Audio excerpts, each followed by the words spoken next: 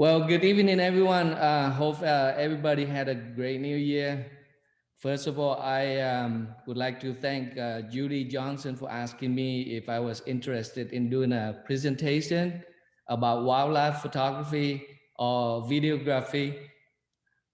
So when I received the message, I wasn't sure if I even qualified to do a wildlife photography or videography presentation, knowing that wildlife photography is just a hobby for me.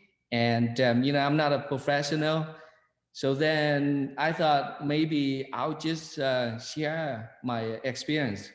So I'll go ahead and share my screen.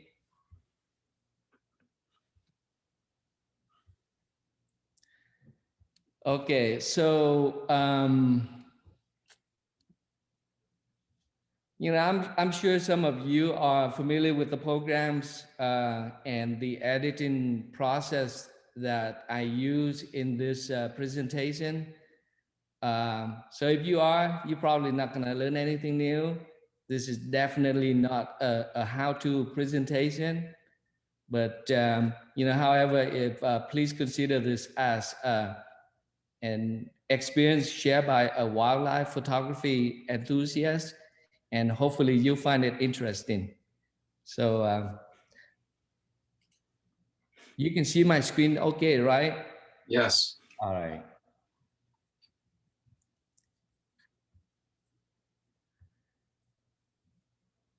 So my name is Quang. I have been a wildlife photographer for about 2 years now, and I would like to share my experience with wildlife photography, especially with photo editing. And one of Ansel Adams' favorite quotes is, you don't take a photograph, you make it. So at the beginning, I didn't quite understand what that means. But after photographing and editing bird photos for a while, and I think I understand what that means now. So having said that, let me take a moment and show you some of my favorite photos that I have taken over the years so far. Okay, so this egret I took at Central River West. And actually this one is, is to me, it's quite nice because as you can see here, the feathers are not blown out. I had to decrease the exposure like maybe about 2 stops to get this image here. Next one. So I'll just go over this quickly. I think I took this at Hensley's Lake. Also this one, quite nice.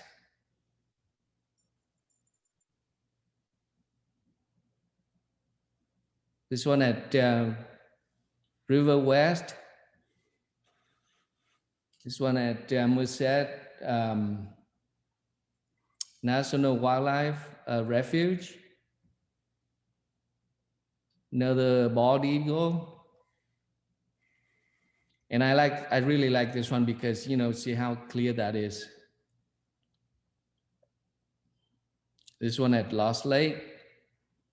And this one I took recently, like last weekend actually. So, please stay tuned. We'll be editing some photos together in the middle of the presentation. And so we'll turn this photo here, something like this, into something that is more presentable. So let me go back to, that's the original photo. And we'll turn it into something like this.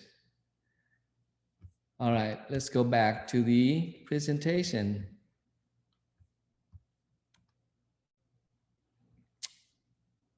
Introduction about me.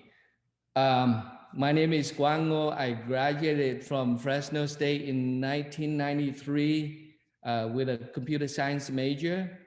And as a programmer, I sit in front of a computer for many hours working, which can be tired and stressful at times.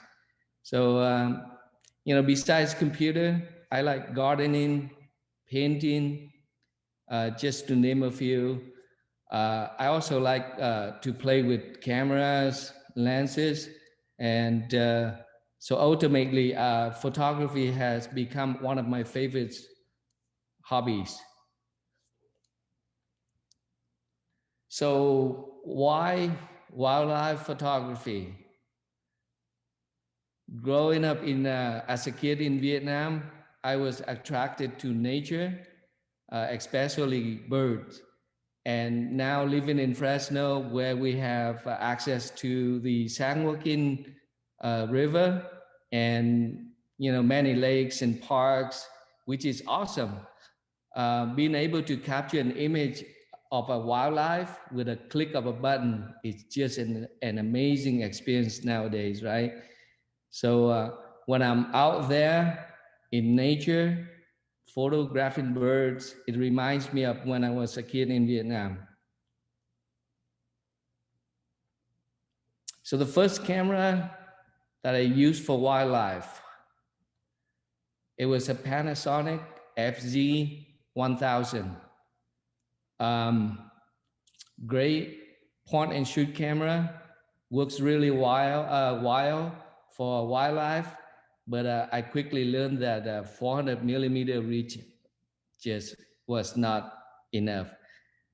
So then I went out and I bought a used Sony RX10 Mark IV. This is an incredible camera, very nice for wildlife, and I got many great shots with this camera because the autofocus is so quick and accurate. Is 600 millimeter reach is great for wildlife, but since it only has like 1-inch sensor, it does suffer in low light condition, especially during golden hours. So I also have the Sony A7 II Mark II full frame camera, which I had for around for a number of years. But because Sony lenses are so expensive, I decided to get a used Tamron 150-600 for Canon, because it's just, it's more affordable. And I used it on the Sony A7 II with an adapter. Turns out it was not working great, so I ended up buying the Canon 77D to use with this Tamron lens, and turns out this combination appears to be working great for me. And by the way, at this point, I'm not bound to a particular brand. I think a lot of cameras are great. Just if you get used to it and you know how to the camera functions, then eventually you can get some great photos. So here's a list of my favorite locations. Merced Wildlife National Wildlife Refuge, an amazing place for photographing birds. If you haven't been there, plan to go there once, and you and try to be there just before sunrise. That's when you're gonna see a lot of birds around. The next location is San Luis National Wildlife Refuge, which is about 15-20 minutes from Merced National Wildlife Refuge. Lots of wildlife there, including and also you can find two elks as well. Hensley Lake, kind of like Millington Lake. Maybe you can run into some bald eagles there and a lot of red-tailed hawks. River Center, what do I say about this place? Love this place. Lost Lake, I think everybody knows this place, right? Lots of ducks, varieties of small birds with occasional appearance of bald eagles and red-tailed hawks. River Bottom Park.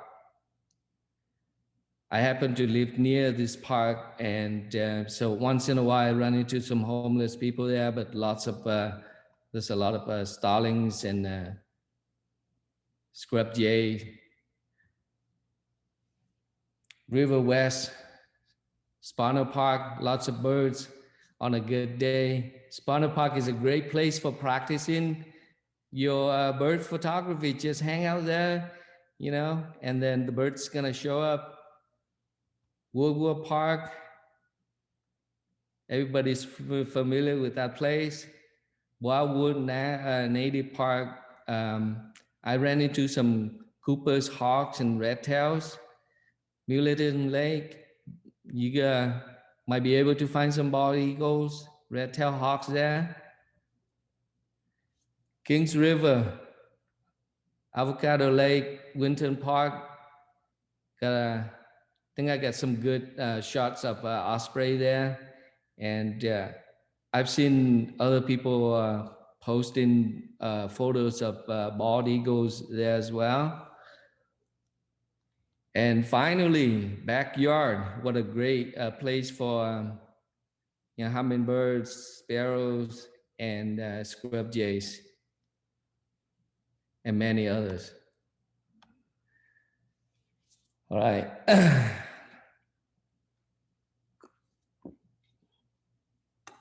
Now let's talk about photo editing software. So I used to use Lightroom 5 and Photoshop. You know, most professionals use Lightroom and Photoshop. If you've been using these programs for a while and you're really good at it, then I recommend you should continue using them. Adobe went with a subscription model, and some hobbyists may find it costly since they're not making money with photography, right? And I occasionally use Dockable, Raw Therapy, and GIMP. So these are open source software, and Dockable and Raw Therapies are similar to Lightroom with a different user interface, and GIMP is pretty much like Photoshop. So next is, let's talk about what I am currently using. So, you know, I've tried many different software, and this is what I come finally, you know, I use mostly this nowadays. So the first one is Photoscape X Pro, a very easy to use image editor, yet it's really powerful. They have a non-pro version, which is free, and it has a lot of, you know, features that you could use to edit your images. So you don't have to pay for it, but if you like it, then, you know, you can get the pro version if you want to, and it's really affordable. Next one is Lumina 4. This one is really nice image editor with AI, artificial intelligence, and we're gonna be editing a photo with this. Next up is the NIK Collection. So in year 2016, Google released the free version of this software, and it is now owned by DxO, and they charge for the new versions, but you can still download the older version, which is still free to download. So I'll provide the download links for those of you who might be interested in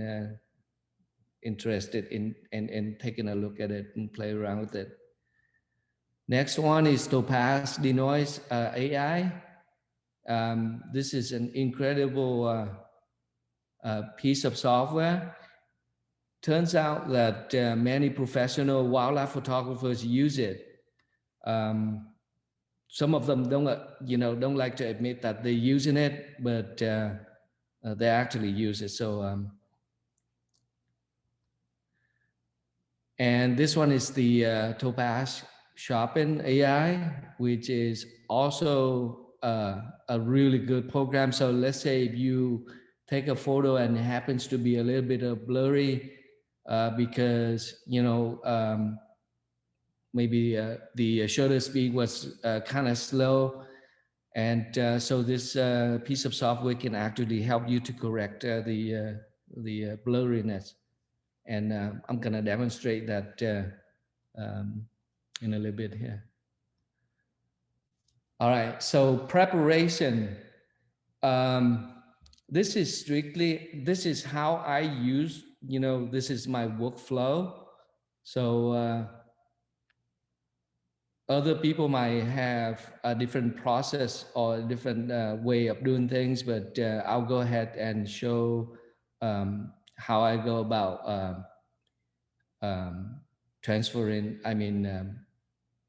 preparing the photos and make a quick selection and deleting the bad photos and things like that. So we'll move on to that.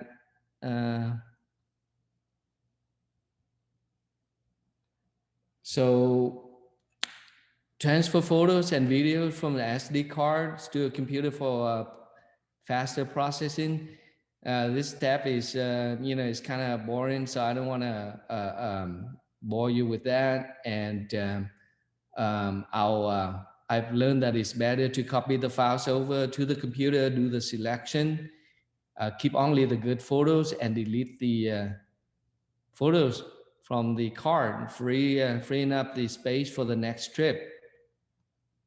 And let's do a quick selection and delete the bad photos and see how that works. So let's go over here. And so what I have here is an album that was taken last year, November 27 at River West. So the way I organize the files by year, followed by month, and then the date. And sometimes I put 00 here if I happens to, take my multiple days, in that month, and I just want to group them together.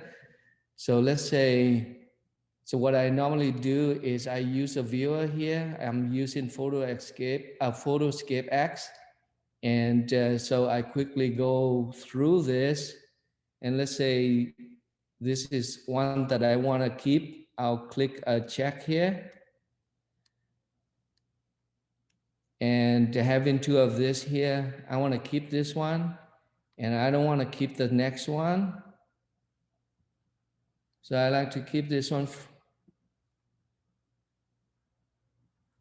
Fishman, yeah.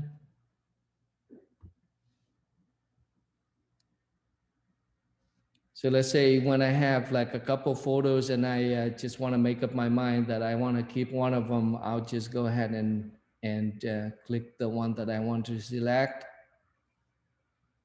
And by clicking here, it's going to give me two views, two photos here in a view.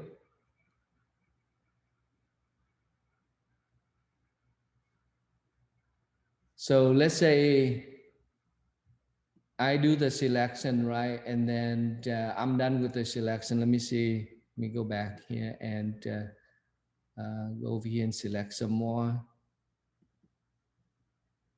And select this one. I also like this one, select this one. And then I'll go up here and say, I want to show only the unflagged ones, and go ahead and select all of them, the ones that I didn't like, and then I'll go ahead and trash them. And reset the filter. So these are the photos that I want to keep, right? All right, so let's go.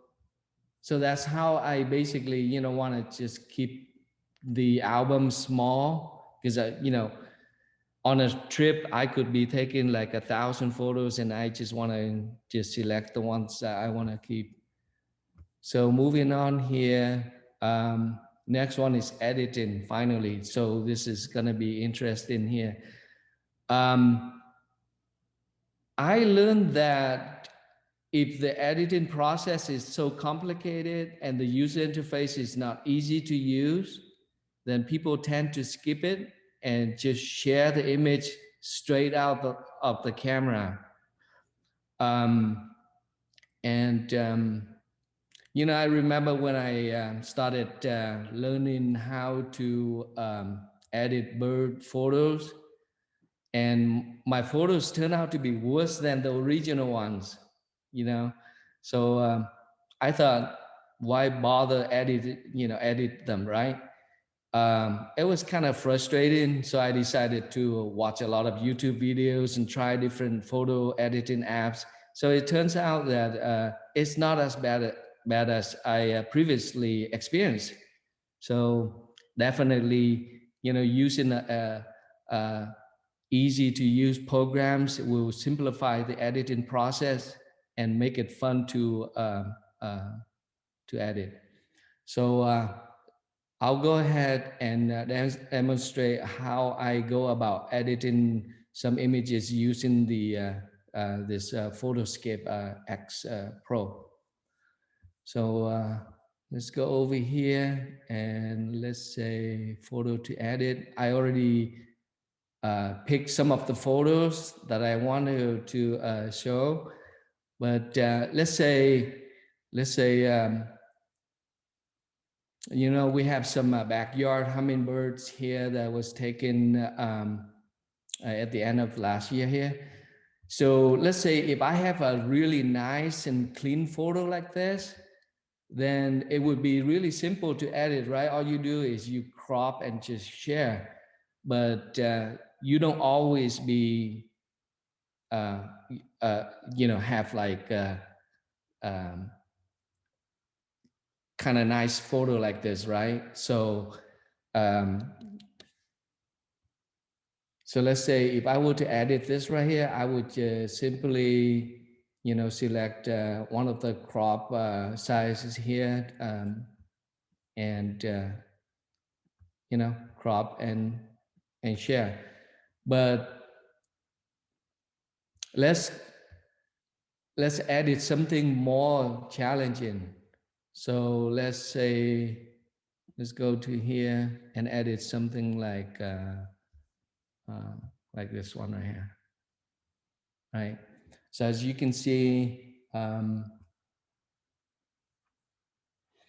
if I show the exit here, it was a little bit underexposed here by 0.67 here, and so what we're gonna do is we're in the editor now.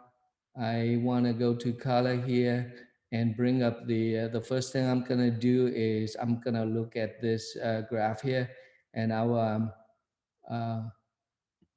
bring up the exposure a little bit. And I want to make sure that I don't want to, make it so bright that the sky is gonna be disappeared, right? So if I were to do that, that's not good. So I want to bring it up just slightly like that, and I want to keep an eye on here. Just make sure that it's not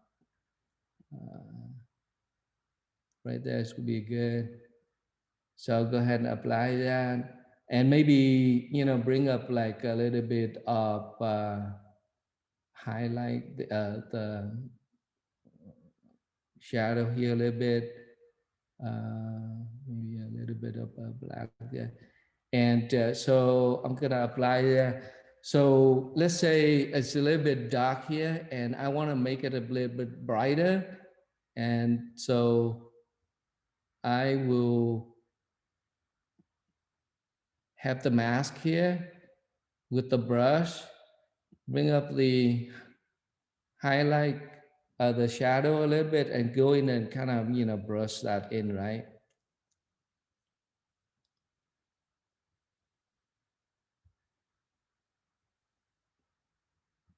But that could be tedious. So what we can do is I'm gonna cancel that out and I will make a copy of this.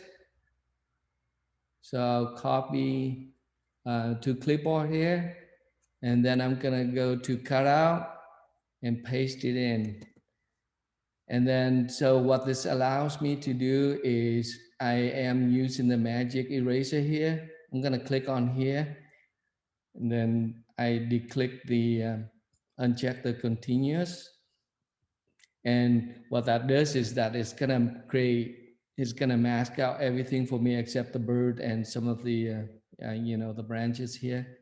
And now declick the transition, what is it, the trim transparent pixel here, because I want the whole thing to be, and then what I'll do is I'll go here and then I copy the mask, right? So now what happened is that we have this mask now. I'm gonna go back to this, and then I'll go to color here. And let's say I wanna bring up the brightness, and as you can see, that is bright. It's gonna bright up the background as well. But what happens is if I select mask, and then I'm gonna go over here and say, I wanna paste that mask in, and I wanna show the mask. It's gonna show me this mask right here. So I'm gonna invert it. So now we're using that mask, and then I'm gonna hide the mask. So effectively, if I were to increase this up right here, is only affecting just the bird and not the background, because I want the background to have a little bit of the clouds here, right?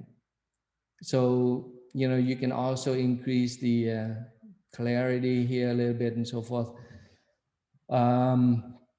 Maybe increase the contrast or whatever you need to do there. The saturation, and then apply.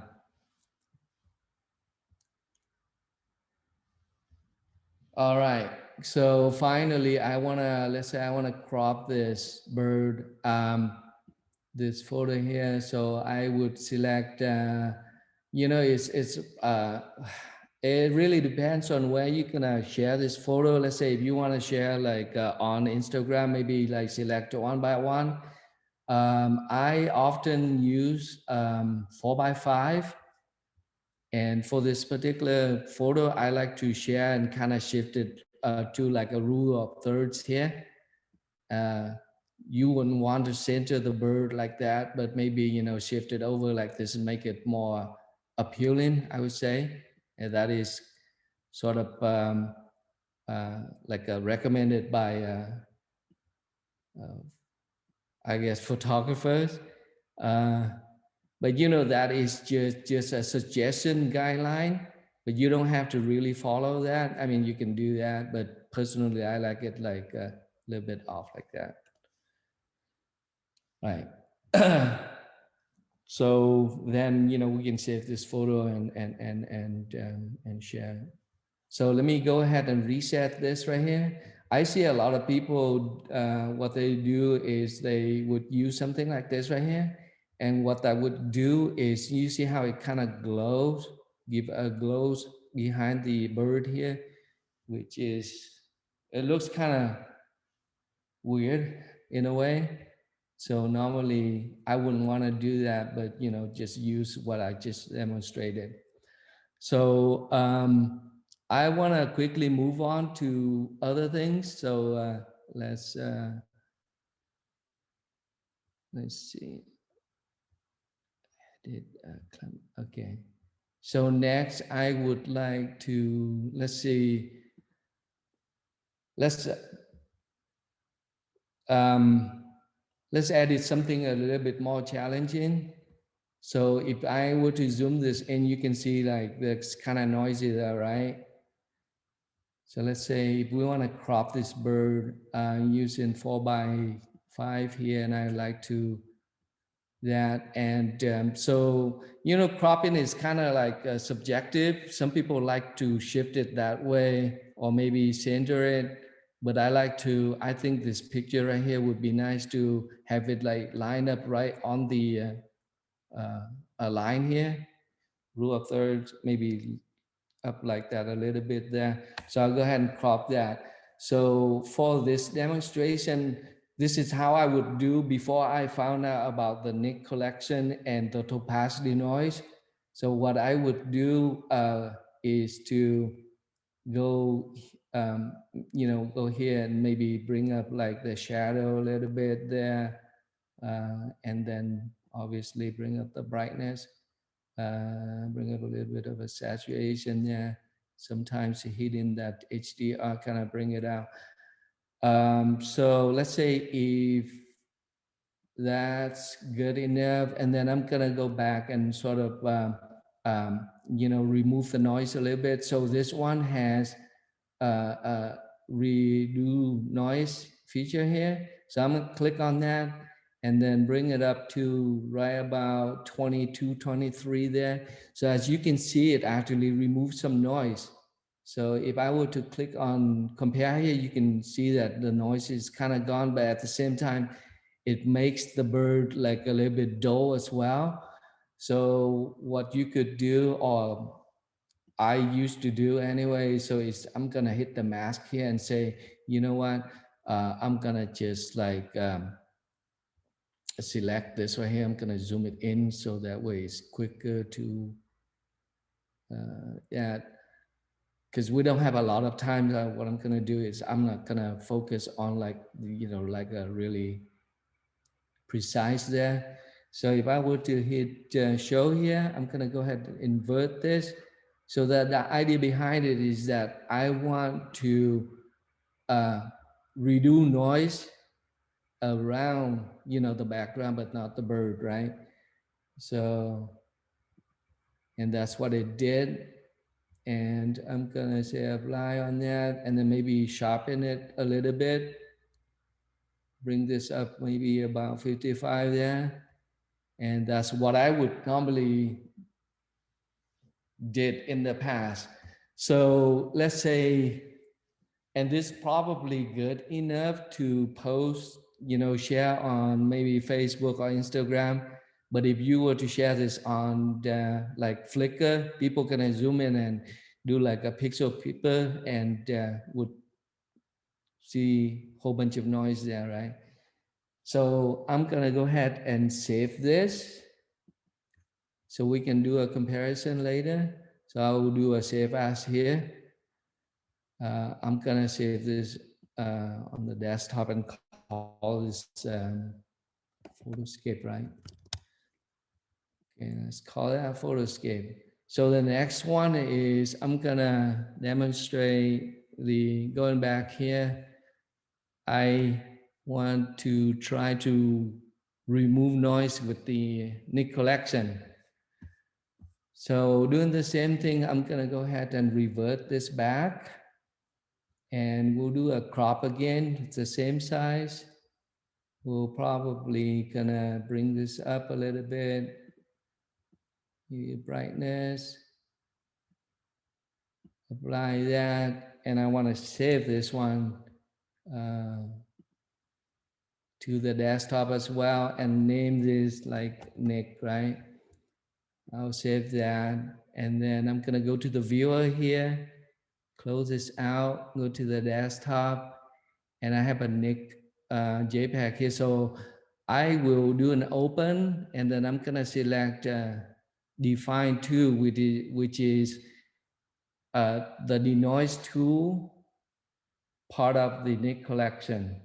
So I'll go ahead and open this up. Take a second for it to come up. Bring this in. And so what this does is that it will pick some of the places here for the noise reduction. So if I were to move the cursor here, as you can see that it's actually remove some of the noises, right? So I can reduce here, and I can even like, yes, you can see that it's actually remove some noise, right? And then you can increase that a little bit if needed. So I'll go ahead and save this out so we can do a comparison. So what that did is that it shifts it back to here. So let's say if I bring this up, and you can see that it actually removes some of the noise. And so if I go back here, this one is the Photoscape. Okay, so this one right here is the NIK one. And this one is Photoscape. So as you can see, the NIK one is a little bit better. All right. So moving on, we want to try the third one, which is the Topaz Denoise. So going back here, I want to bring that photo up again. And go to edit here. So I'm gonna keep in mind that this is a raw, Canon raw photo. So let me bring this up, and you can see that this one was taken exposure like 1/2000 of a second here. And yeah, so at 6.3. So I'll go ahead and do a crop here again. And I'm gonna shift this out.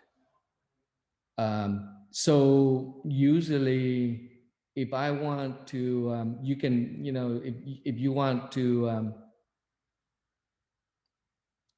let's say, normally I would just save it out to a TIFF format, which is, it retains more information for the Topaz Denoise to process. But because we're doing a demo here, I just want to use a JPEG so it's smaller and it's quicker. So I'll go ahead and rename this to Topaz. I think I need to save this to the desktop. Topaz on the desktop here. And then I'm gonna go back to the viewer here, close this out, go to the desktop. So the first one is Photoscape, second one is Topaz, this one is NIK. And so I'm gonna go ahead and open this up with Topaz Denoise.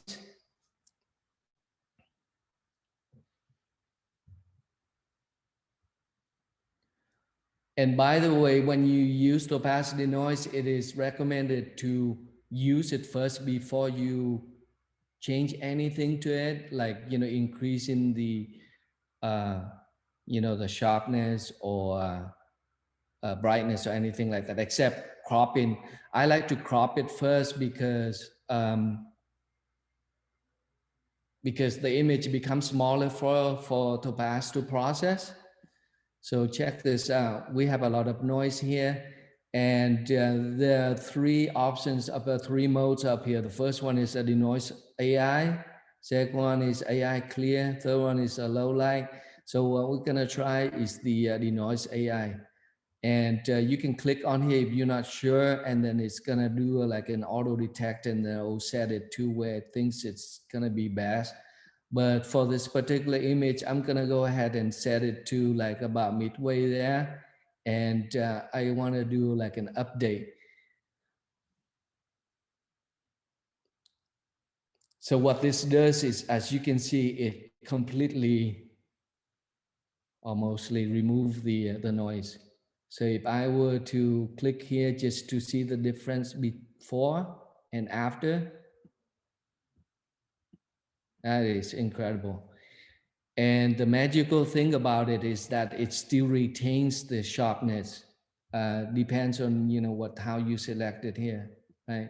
So let's see if I increase that up a little bit, and then you click on that. It's gonna do some computation using artificial intelligence, so that really clear things up quite a bit. It almost makes it like you just got a brand new lens. So look at that. So if you were to click on this right here, and every time you move around, it's gonna update. So if you have a slow computer, it's best to turn this off. And I have like a 3-year-old computer here, so normally I just turn that off. And if you think you like the setting, you hit apply, and then it will just it will save it. A nice thing about this program is that you can have it does support a batch mode. So if you have like a bunch of photos that you want to process, you throw them in here, and then it will just process them. You can do the masking and all that. But for this demonstration, I'm gonna go ahead and apply this. It does take some time to process, depends on how big the photo is and how much crop you did. Let's say if you crop it in really tight, then obviously there's not a lot of the file is going to become smaller. Then it's going to take like just 10 seconds or so to process. Really depends on how fast your computer is. Okay, so what do we have now? We have Topaz here. I'm gonna double click on here to bring it in. Then I'll click on this button to edit. Keep in mind that we're still in the viewer mode here. So I'll click this to bring it in. And then here, let's, bring it up, right? And maybe a little bit of saturation. You can make it sharper here. But I learned that, if you make it too sharp, it looks too digital. And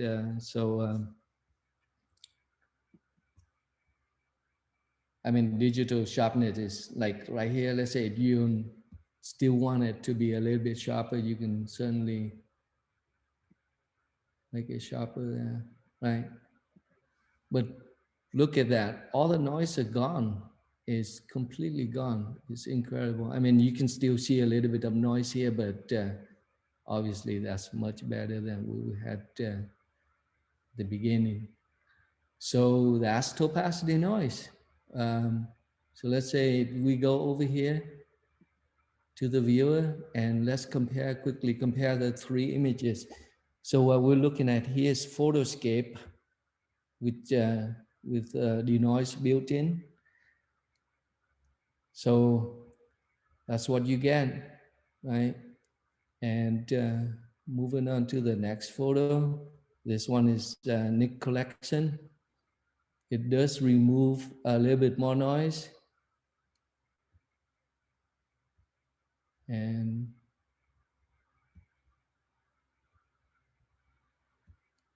Topaz Denoise. Oh, I didn't save the, let me go back and save this one so it gets updated.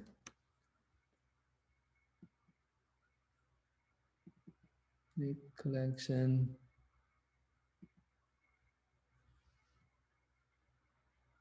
I don't know if the image is clear enough on your end, but can you tell the difference between the images? Photoscape,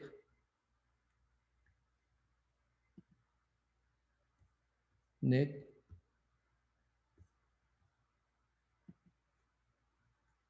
and Topaz Denoise.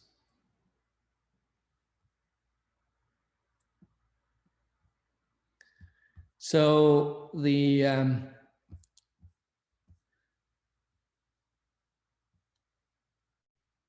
Next one is I like to demonstrate the Sharpen AI here, and this program is quite interesting. Let's do that. Viewer here. Let's go find one that is kind of blurry, right? So this one. This one, I think I shot this at Hensley Lake.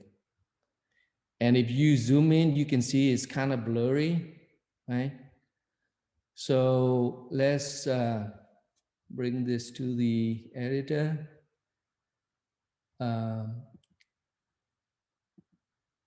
Want to crop this down a little bit. And I like to give it a little bit of space in front here, as if like, you know, so it kind of like looks like it's flying into it. You wouldn't want to do that, but maybe like that is slightly better, I think. And so I learned from Tim Boyer, is one of the famous photographers, and he was saying that it's better to flip the image so it looks this way, because naturally our eyes kind of like, we want to look down this way right here. So that would be a better photo than this.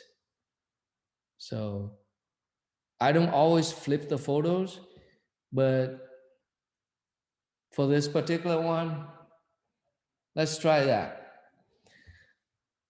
So as you can see here, I'm gonna go ahead and zoom in a little bit here. As you can see, it's kind of blurry, right? So I'll go ahead and save this. And if you were to do this on your own, you would want to save it as TIFF to maintain the a lot more data for Topaz to process. If you but for this demo, I'm gonna save it as JPEG. And so I'll go ahead and save this to the desktop, right? So go here, I'm gonna go to the viewer, close this out, go to the desktop, and this time we're gonna open up the Sharpen tool here, or program.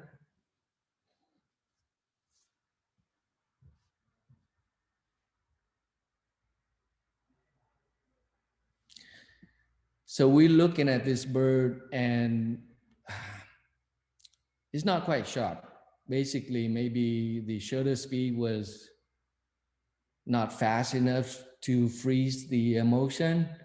So what we're gonna do here is with three options, three modes here, and stabilize is the mode that's gonna correct the blurriness.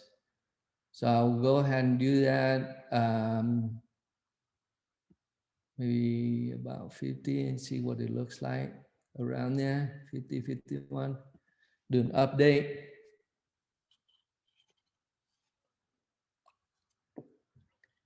It tends to be a little bit slow at the beginning, but once it does some computation, then it's gonna speed up a little quicker here.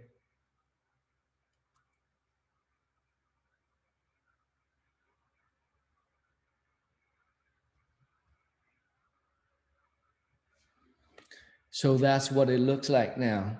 So if I were to click on original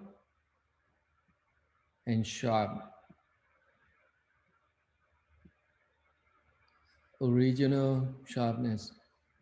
So it does use some artificial intelligence to process this and make it sharper. And you know, it's subjective. It really depends on your taste. If you think this is too, I would say, a little bit too sharp and too makes it look a little bit unrealistic, then you might want to dial this down a little bit, right? And again, it's going to go through that process again.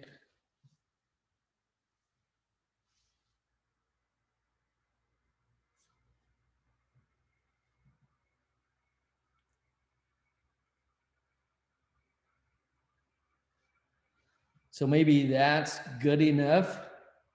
I like it like this. So if I were to hit apply now, it's going to take like anywhere from 2.5 minutes to 4 minutes. So to save time, I already did that. So I'll go ahead and cancel it, and let's go take a look at that file that I generated previously. So we don't want to waste time closing on saving. So I think I did that in edited here. So I bring it into Photoscape again, and you can see that it's really sharp compared to the previous, to the original version. And if you still want to, sharpen it up a little bit more, then obviously you can, hit that sharp right there and compare and see if that's what you want. And let's bring this up a little bit. And when you do that, it makes the sky white as well. So maybe bring up the temperature, bring that back up a little, down a little bit, saturation or whatever. And that, compare with the original, that to that. Maybe sometimes what I would do is I like to make it, mask the eye a little bit here, and then increase the clarity, vibrance a little bit, even sometimes a little bit of saturation. Not a whole lot, but it makes it stand out a little bit. And if you want to bring this up, bright that up a little bit, you could obviously maybe that, and then just kind of paint that in,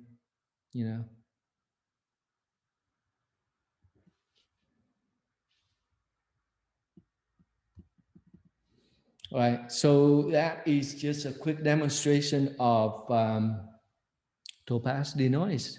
So let's move on to something a little bit more interesting. Next is Lumina 4.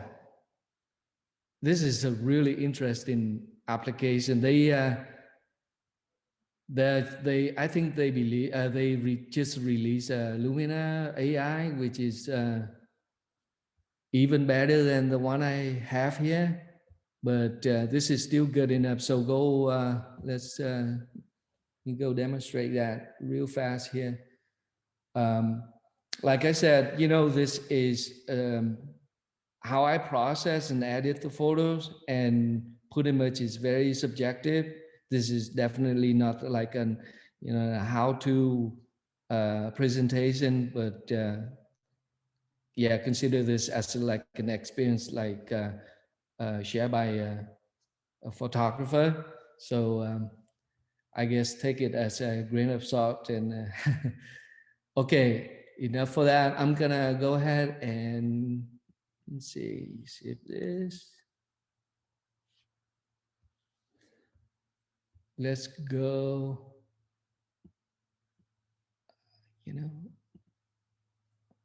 Let's see. Okay, I think so. I went to River Center.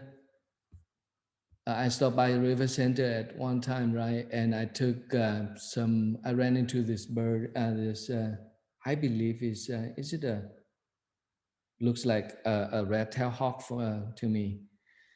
So as you can see here, you can see like I bring up the exposure compensation here by 1.33 stop.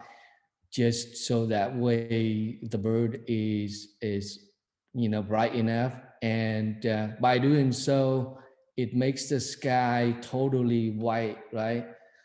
If I were to take this photo with like an iPhone, which has a HDR, then I would be able to see the sky because it has the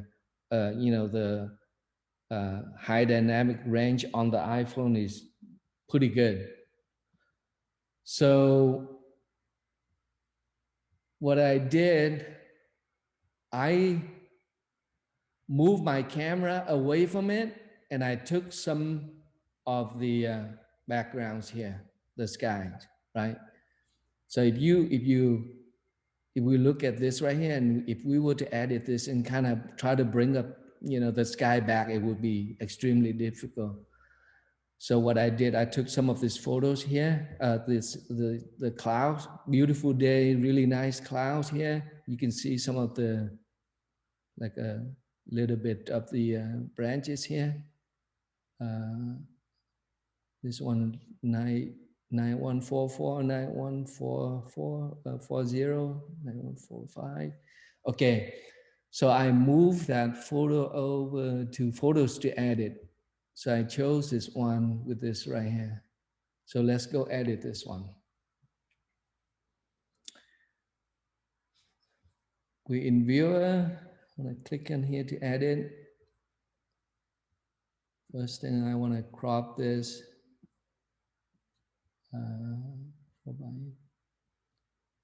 How about that? Let's crop it like that for now. All right.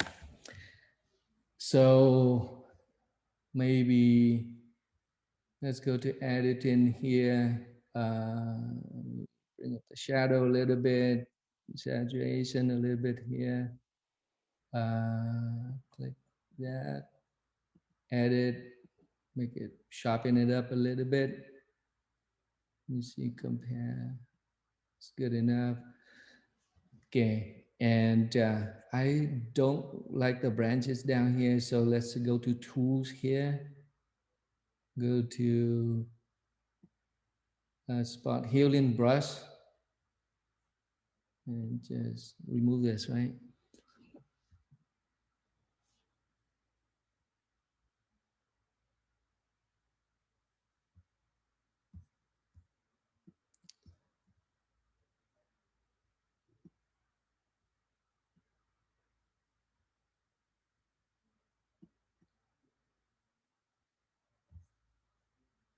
This one over here. Close that one.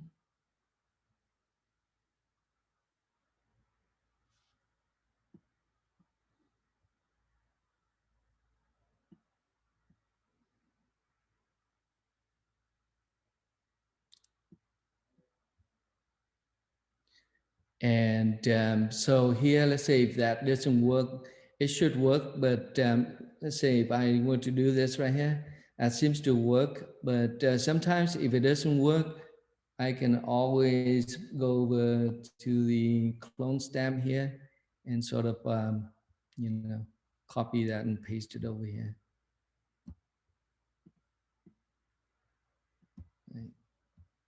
You can also do this with the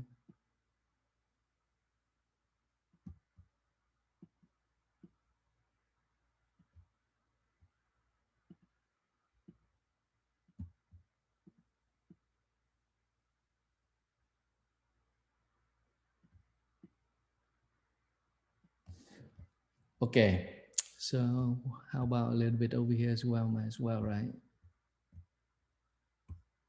Zoom in.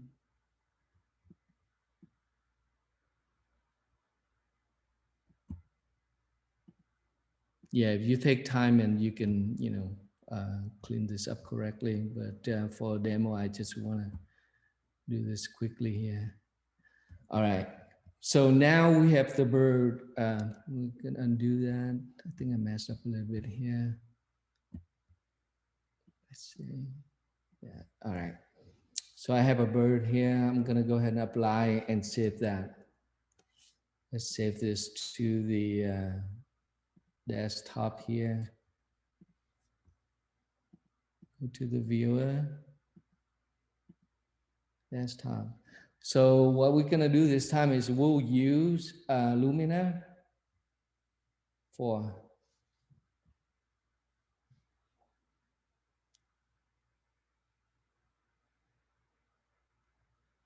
takes a second for the application to open up. All right. Okay, so this is what I did earlier, but basically it's loading.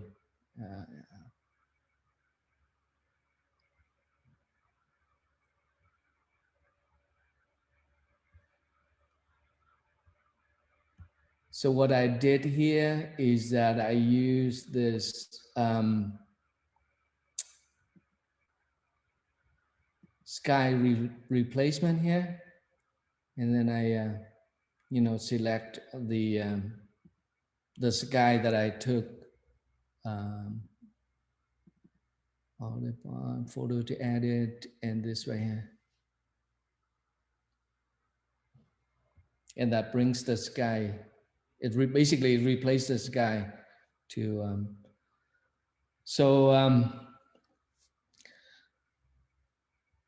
and then you can go to advanced here and change the focus a little bit. Obviously, you can change the temperature if you want to bring that up a little bit there. Change a few settings. Okay, and then export it. And I want to save that to the desktop.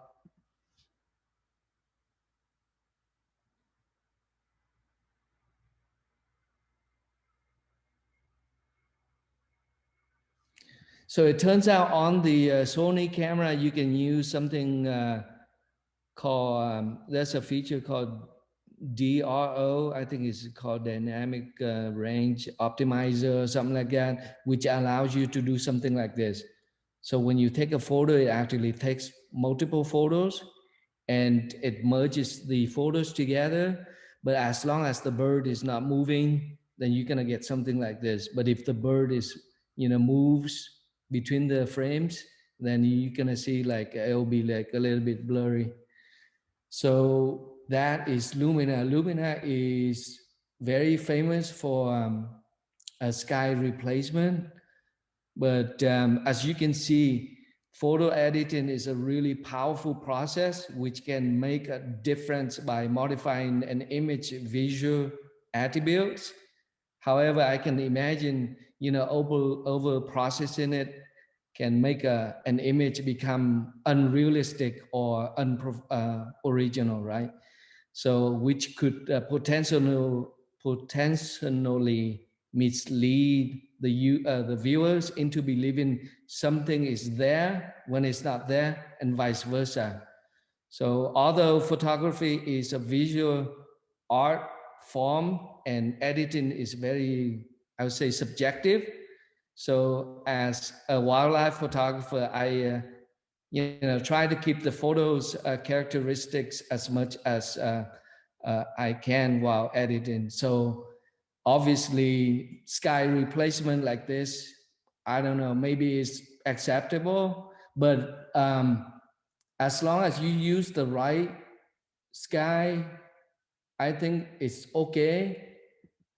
But if you were to replace with something that is totally different, then I say that is kind of misleading. So, or, like something like that. So that is something that I thought I'd bring it up.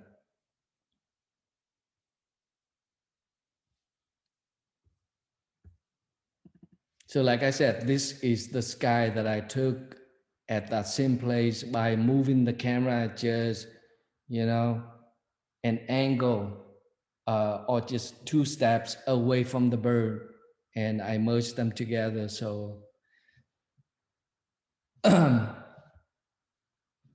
But definitely, you know, this is something better than that, right? That and that, totally different photos. So let's try one more with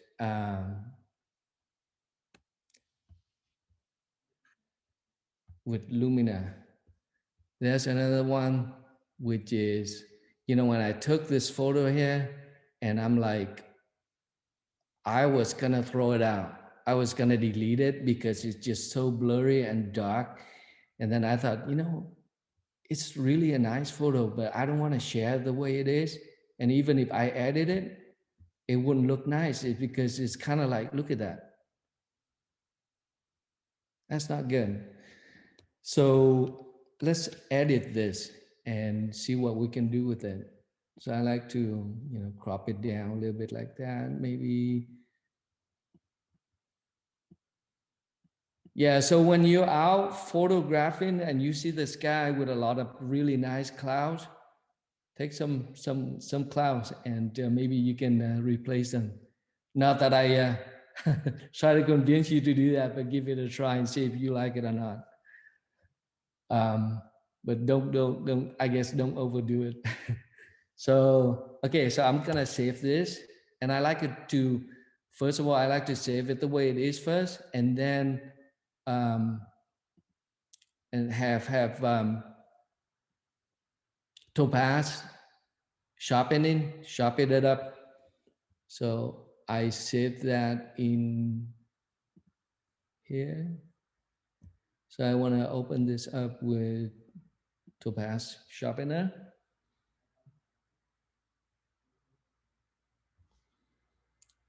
And stabilize. Let's try midway here and see what happens.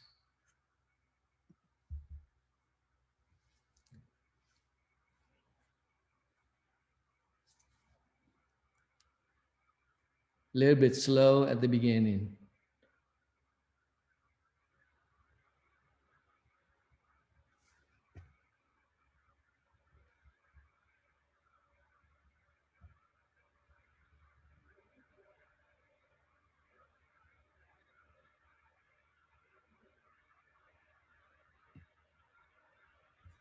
All right, so I'll go ahead and, I think that looks okay. So I'll go ahead and save this.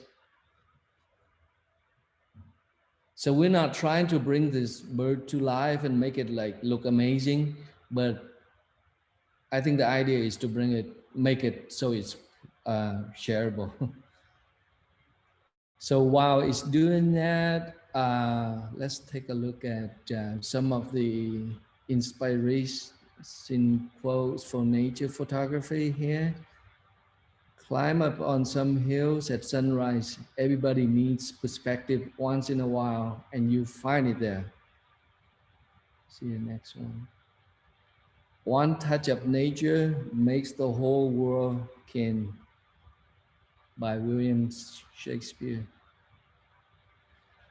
To photograph is to hold one's breath. When all faculties converge to capture fleeting reality, is at that precise moment that mastering an image becomes a great physical and intellectual joy.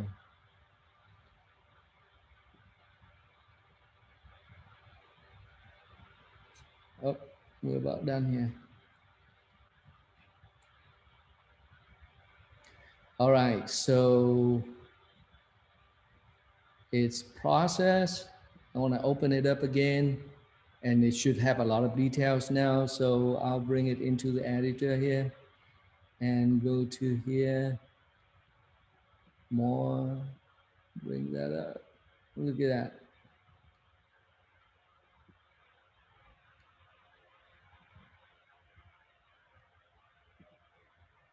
I think that's much better than the original one. And had I used it without, done this without using Topaz sharpening, it would have been really bad. So, and then you can sharpen it up a little bit more if you need to. There you go.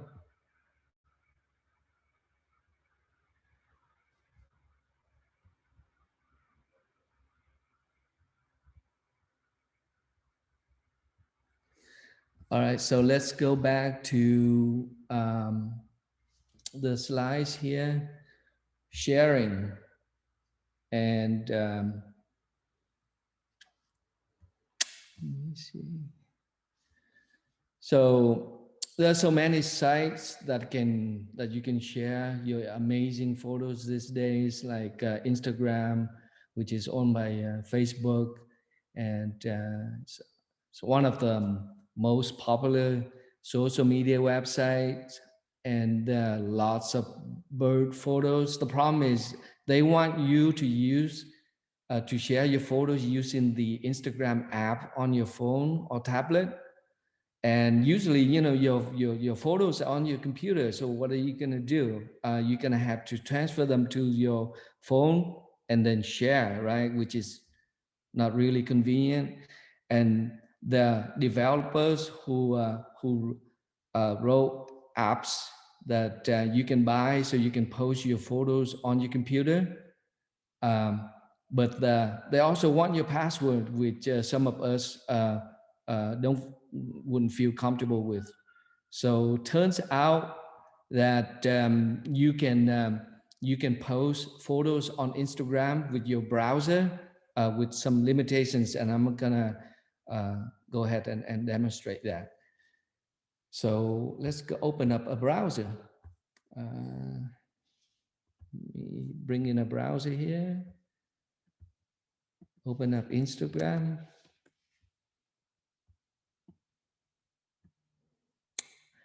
So here is Instagram. So how are we gonna go about posting a photo here? So what I normally do is, by the way, I'm using Chrome. If you are using like the latest Windows, the Edge browser is actually kind of like Chrome. They use Chrome. They ported Chrome over, and Chrome is a really nice browser. Anyway, so what I would do is I right click here and it shows me a menu here, and I use inspect, right? So I click inspect, which then brings up this menu here. You might see this menu on the right side. Yours might be on the left or on the right. It could be on this side over here, but I put it down here so it's easier to view. Dock on the bottom here. And what I do is I click on this right here. It's called a toggle device. So what we're trying to do is we try to tell the website that we use in a tablet or a portable device. So I have this on, and as you can see, you have this bar up here. And if you drop this down, you're gonna see like an iPhone X, Galaxy Fold, things like that. So normally I just I leave the responsive here and bring this down here. So what we're telling the browser is that the website is that we're using a mobile device by clicking this button here. So next I'm gonna refresh it, and it's gonna show me this button here. So now it's thinking that I'm using like a device, a portable device here. So now I can click on here to share a photo. So now I can browse to my desktop, and I want to share this photo here. Click on that. And then I can kind of scroll here and click on here to, because I tell it not to crop, otherwise it's gonna try to crop to one by one. So I click there, right? And then next, I'm gonna say next. and then it will give me the caption to type in here. So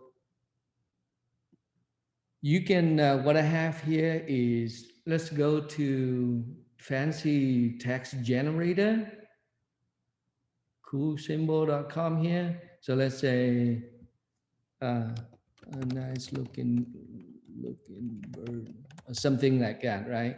And then you can select the one that you want to use. So let's say I want, let's see which font I want to use.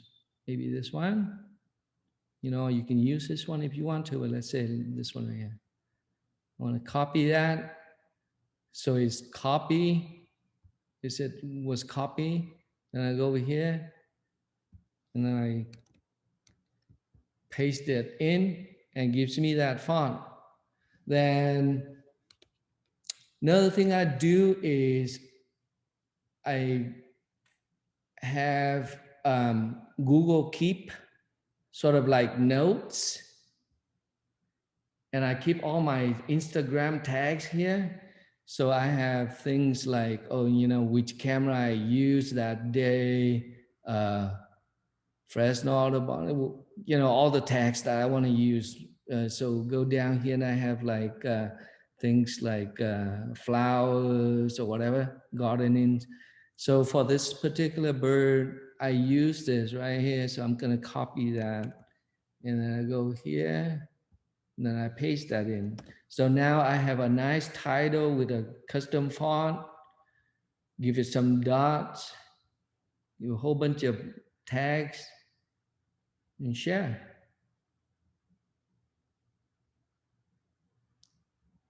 And then now I have that photo, share with a nice looking font. And those who follow this, you know, this tags right here should be able to see this post. Also, you can, another thing you can do is the symbols you could use, bird symbols here that you could use. I think I saw them down here, like birds, some animals here that you could use. The emojis that you could use. Nice thing about this is that you can actually search for emoji, right? So like bird, and then it shows up here, and then you click here, and then you copy it, and it's copy, and then you can paste it to your new post. Right, moving on. Let's see what else I want to show. Okay. Oh, by the way, using that technique, you can only use, like, you can share like one image at a time, unlike the app where you can, you know, share up to like 10 photos in one go. So next, I like to share the tips on how to, some of the tips with, you know, with the exit data here. So what I have here is my phone, and let me see if I have this. Oh.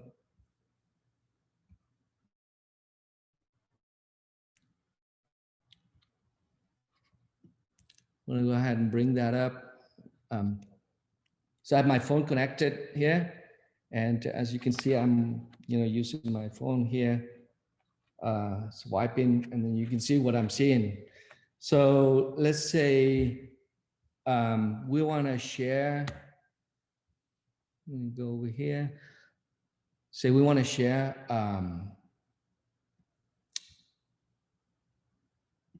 some, like a photo on Instagram. So let's see here, and photos. Let's say we want to share this one right here, right? And let's go edit this one. Photoscape.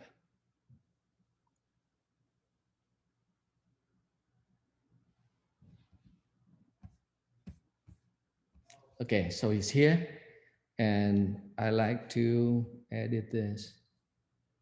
And then what I'm going to do is I'll crop it to 4:5.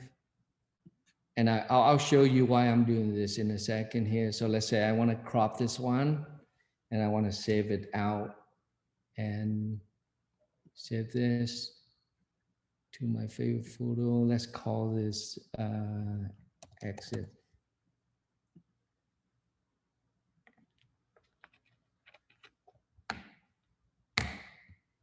So now I have two photos, this one right here, a full size, and another one, this size right here. So what I learned is that with Instagram, they want you to share 1:1 or 4:5. So in this case right here is 4:5. So the trick is I'm about to show here is, let's say I have these two photos, right? And then I want to bring them to, so I have this one and this one I want to use. So I take this two,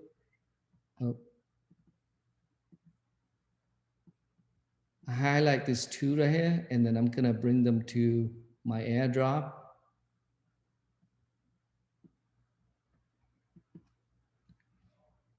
Sorry.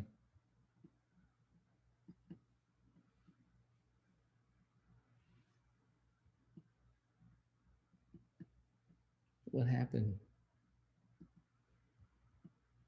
Okay.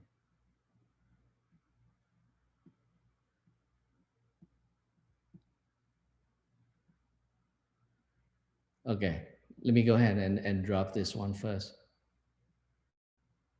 Okay, so that's my phone. I'm dropping it there. I'm going back and drop this one as well. So you can move your photos to your phone, either using like something like a Dropbox, but in my case, I'm gonna use AirDrop here to make it a little bit convenient. So now I have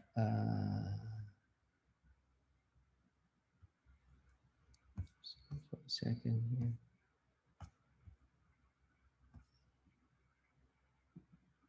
All right, so here's what I have now. Okay, let me go ahead and close this down so it doesn't distract. So what we're looking at here is the photos on the phone, right? So let's go back to, so I have this app called Photo Summary. And I think I bought this one for like $1.99. And what it does is that it allows you to select a photo. In this case right here, I'm gonna select this way. Let's select the other one. Select photo, album, let's select this one.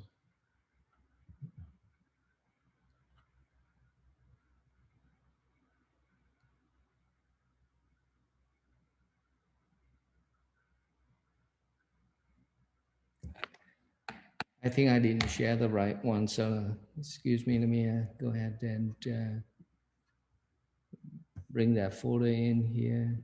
Sorry about that. So it will be photo to edit and edit it. Let me see.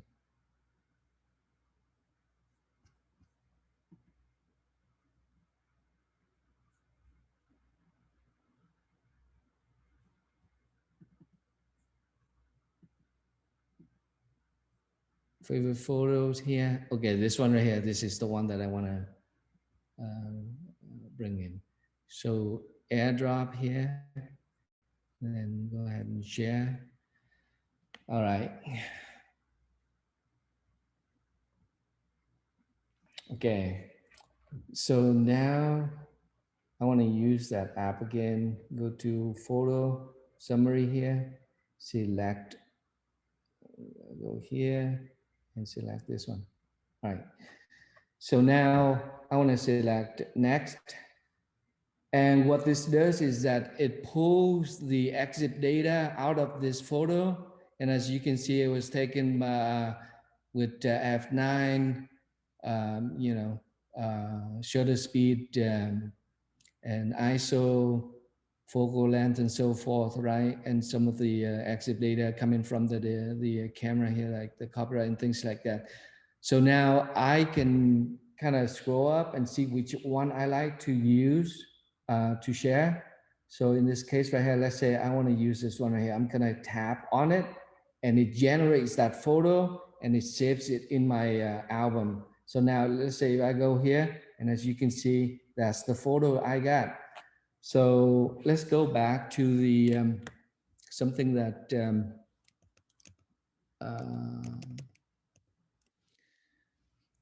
let's go back to this photo here. Another thing I like to do is I want to crop this and use 4:5 and then select the left side. And then I want to save this. So I want to save this as, let's call this left.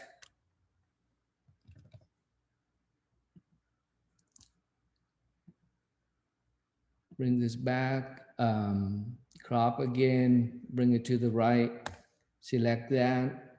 And then I want to save this photo and call it save as.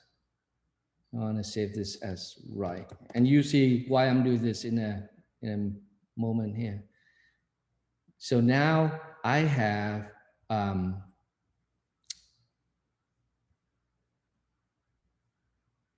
left and a right portion of the photos. Favorite photos. So I got the right one here and the left one here. So I want to take the right one, the left one. Bring it here. Right one. Airdrop. Share as well. Go here. Minimize this. Okay. All right. So now we have a left portion and a right portion, right? And keep in mind, this is 4:5, and we also have the exit data as well. So now let's go to Instagram. And I want to share this by clicking on the plus side here. And first, I want to share, I want to click on this image. And I want to click on this size right here, resize, right? And then next, I want to click on this. Okay, so now we got one. And so the idea is we want to select this and then this. Or is it this and this? So let's try this one and this one. Maybe select this one as the, yeah. So let's try that. Then I want to select next here. Okay. No, that's not the right order. So we want to select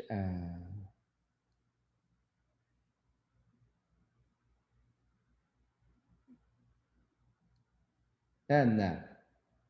Try again.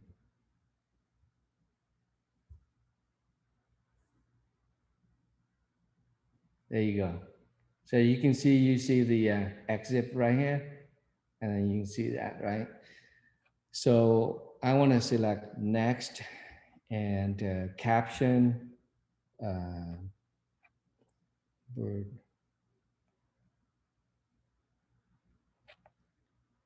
And I want to share that.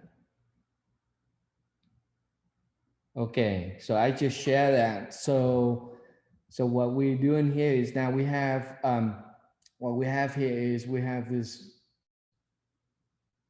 and then if you scroll, I'm scrolling with my hand here, and as you can see, it looks like it's one big photo.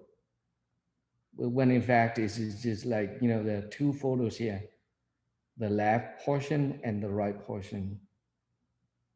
Okay. Yeah. It makes it look more interesting, I would say. So that's the Instagram trick that I learned. And going back to the slides here, making backup.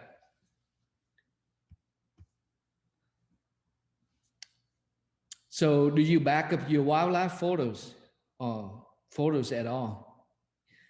Some people think sharing their photo birds on social media website is good enough, while others like to have a backup. So I use raw format for all my photo birds, and you know, when the process they become like a JPEG a format for sharing online. And I like to keep the original raw format just in case that I like to re-edit them in the future. So the best practice is to have multiple backups in case, you know, one drive fails, gets stolen or damaged, you know, in a fire. So backing up to a secondary location. So what I do is I have a couple hard drives here. Don't know if I can see here, but so this like 5 terabytes, you can get this for like a little over $100, and it comes with the you know, a case. So what I do is I'm gonna go ahead and plug one of them in.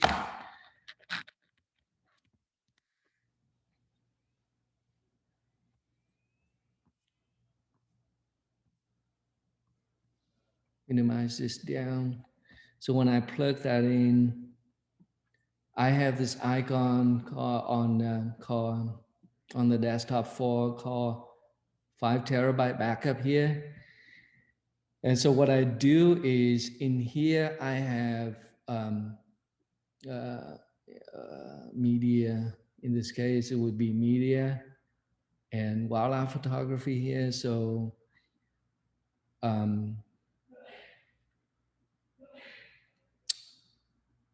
so what I do is I name all of them like, you know, by date, by the year here, in the month and the day. So that way it would be easier for me to find. So what I do is, let's say for the Audubon presentation here, I would, let's say for this right here, I would just make a copy of it by dragging it into the folder, right? So I have this here, dock it to the lab here. And then I would, let's say in this case right here, I would just like bring this in.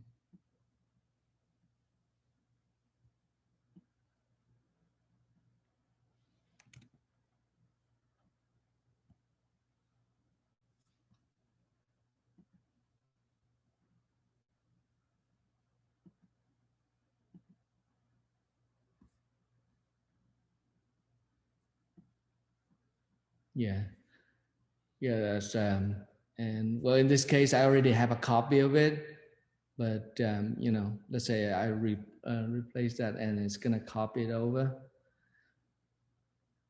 And so what I do is, let me unplug this phone here, and I have another hard drive that I plug in. And I just basically just do the same thing and copy it over to a second hard drive. So that's one hard drive. This is the second one there. So I do the same thing. I copy it in here. Thirdly, so you might ask, well, what do you do with 2 hard drives? And so the idea here is that you don't want to leave 2 physical hard drives in one location in the same house, just in case, you know, somebody break in or, you know, house caught on fire or whatever. So what I do is I bring one of these to my work, and once in a while I bring it home and make a, and copy what I have here to here, or bring it to your relative or put it in a shed or somewhere. So just in case. Another thing I do is here is called backup to the cloud. So going back here, I have a folder on my desktop called cloud, right? So anything that I want to back up, I would just drop it into the into this cloud folder, and so eventually, so I use this service called Polar Backup, but you could use something that you feel comfortable with.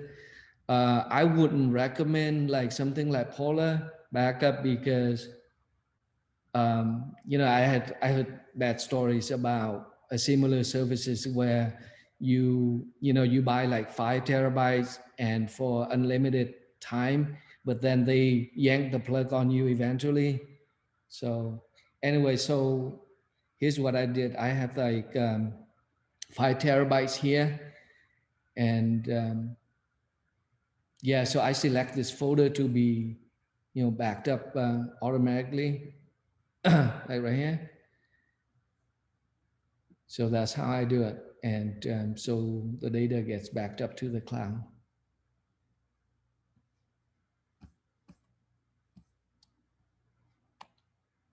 Final thoughts. These are some of the thoughts and reminders that I learned over the last couple of years. Probably better ones for each of us, but this seems to work for me. So knowing the bird's behaviors is, I learned that is quite important. Be on location early or even during the golden hours for best, lighting. Take a lot of shots with different settings if possible. When you see a bird, I learned that I just don't take a photo or two and say, I got it. What I do is I stand there and just keep taking if it's a really nice bird. And I keep taking and changing the settings a little bit and keep taking it more, just make sure that I get some good shots. And I learned that there's always a better photo than the one you have, but yours is unique because you created it. Somebody's gonna have a better photo than you, so just don't hold back on posting that photo. Ansel Adams said, 12 significant photographs in 1 year is a good crop. So apparently cropping is really important. Does gear really matter? To me, it is a yes. I don't have professional grade telephoto lens and cameras. What I have is kind of hobbyist level, and they struggle in low light condition, but a better camera and lenses would definitely help.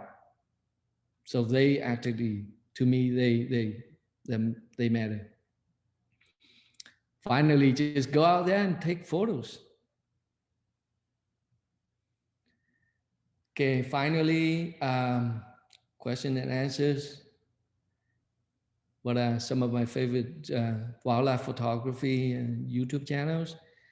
Team Boy, amazing guy. I learned a lot from him.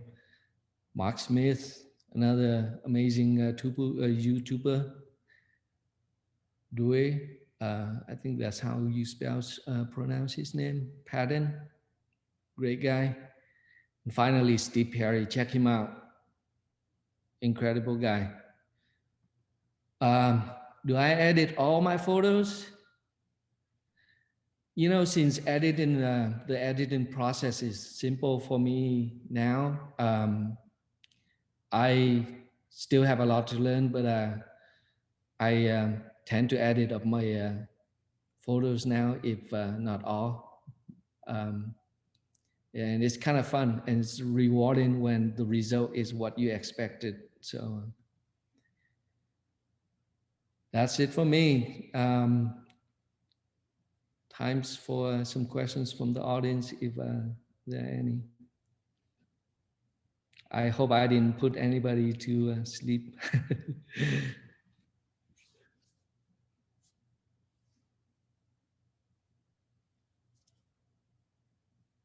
All right. Well, thank you again, Quang, for the wonderful and highly informative presentation.